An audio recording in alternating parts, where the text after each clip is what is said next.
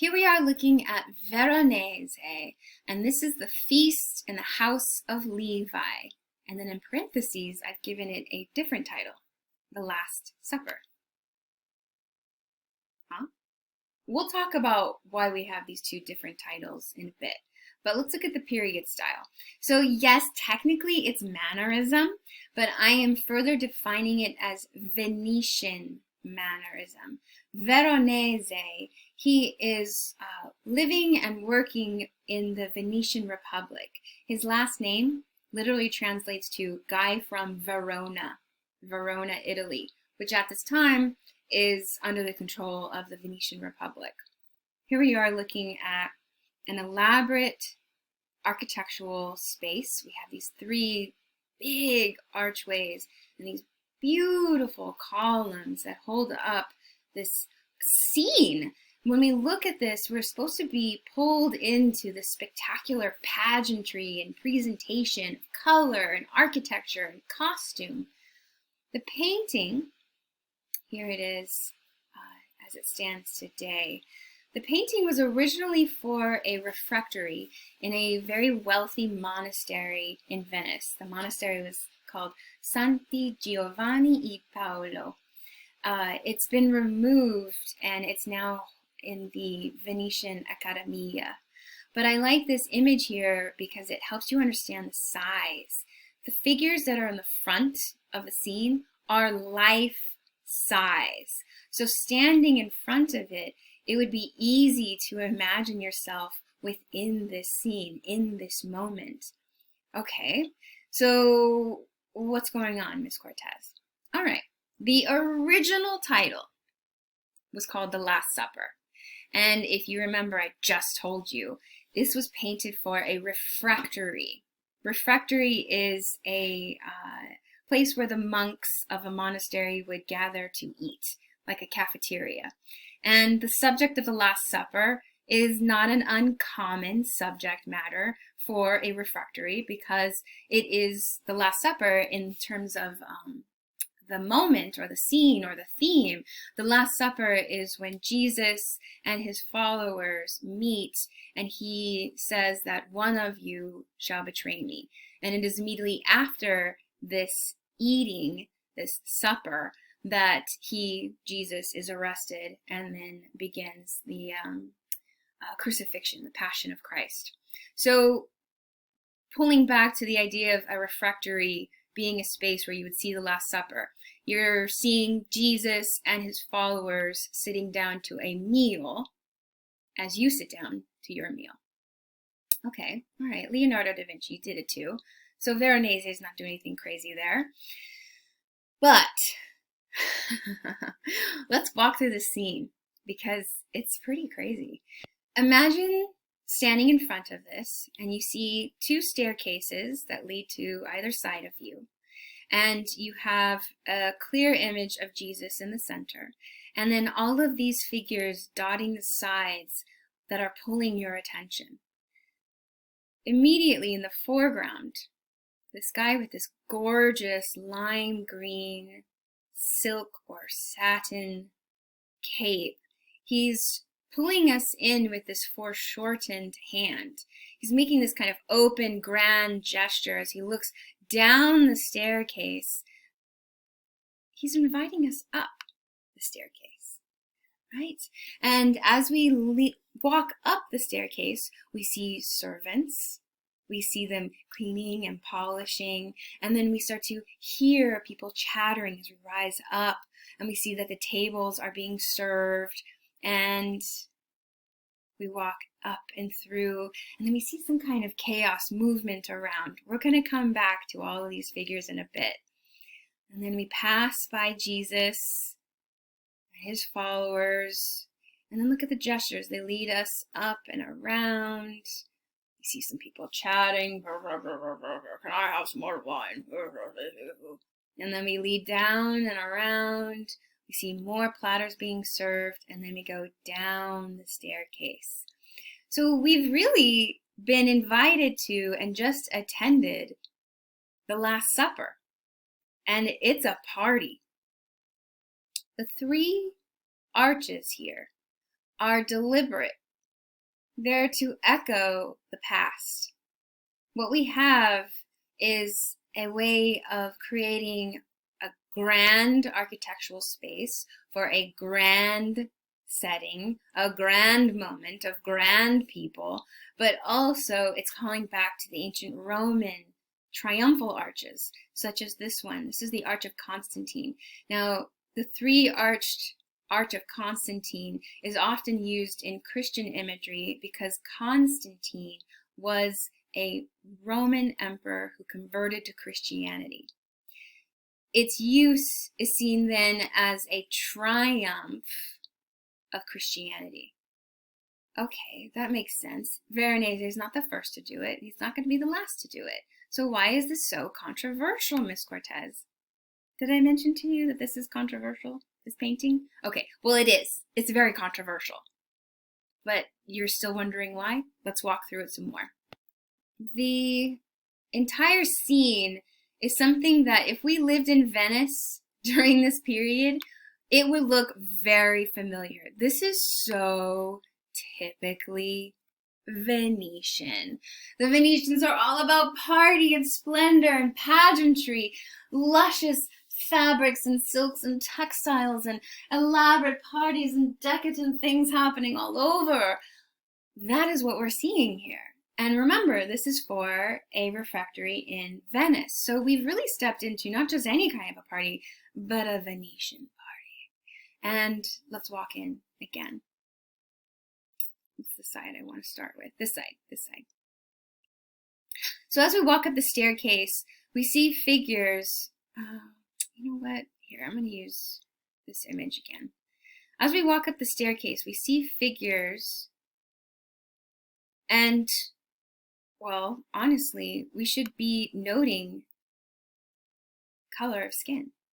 Because in this class, we haven't seen a lot of people of color. And here, in this Venetian party, we see several. This is typical of Venice. Venice is a worldly city. The Republic stretches down the Adriatic, across to Greece. It has very intimate connections and ties with North Africa. And as such, what we see is a mix of people and races and languages and ideas and thoughts within the city of Venice and within this party.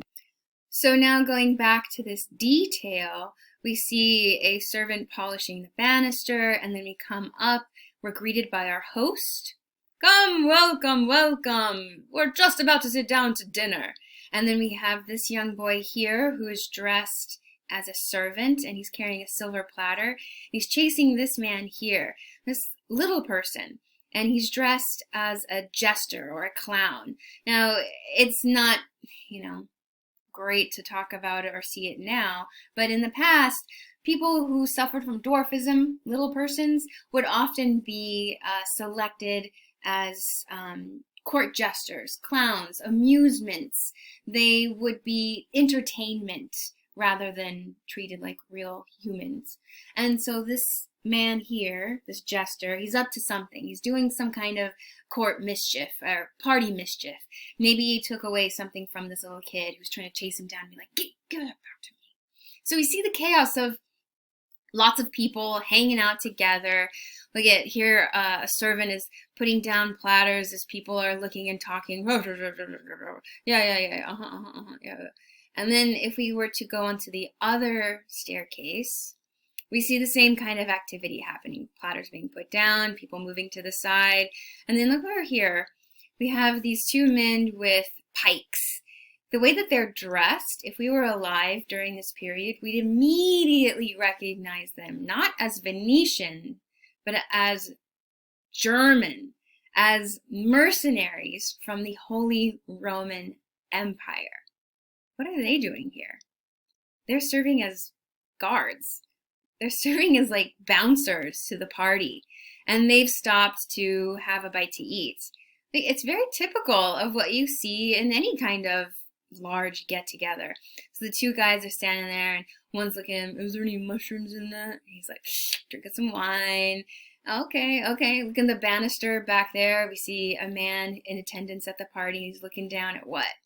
Oh, this young woman, this scullery maid. He's like, oh, maybe I'll try to find her later. Ooh. So we see the everyday behaviors of everyday people in this scene that is supposed to be very sacred. Because, yeah, it's the moment of the Last Supper where Jesus is with his followers. We see Jesus and he's about to enjoy his food. We zoom in a little closer. White hair, orange and blue, that's Peter. Peter, and what is Peter doing? He's like yanking apart this leg of lamb in this platter. So they're about to eat. Okay, cool. And then what's in front? Well, we see some nice linear perspective going on. All right, okay. But a dog and a cat? The dog looking at the cat? Uh-oh. Okay. What's going to happen? That dog's going to find that cat. That dog's going to chase after that cat under the table. And then what's going to happen? It's going to be even more chaos because that dog's going to run under that table with that cat screaming, and then the platters are going to go flying everywhere. It's going to be awful. Oh my goodness. So again, I ask you, what is so scandalous about this? What is so controversial about this? Well, when we're looking at this scene, did we have any moments of reverence? Did we have any sense of the sacred moment? No.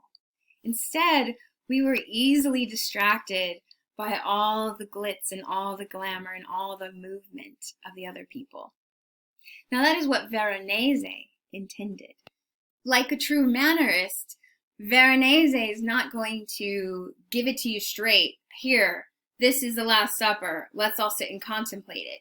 Instead, he's going to pull and distract and minimize or exaggerate elements and then make you really think about your faith and its importance in your life. When you get distracted by all the glitz and the glamour and the lust and the gossip and the intrigue and the drama, you really are asked to hone in or focus. Focus on Jesus and focus on your faith. So that is Veronese's intention with this. However, the controversy comes because not everybody was happy with his interpretation of the Last Supper. In fact, when he was finished with this painting, he came under fire by the high office of the Inquisition. Now, we'll get into that a little bit later, but they are part of the papal forces. They are in charge of image control and literal visual image control as well.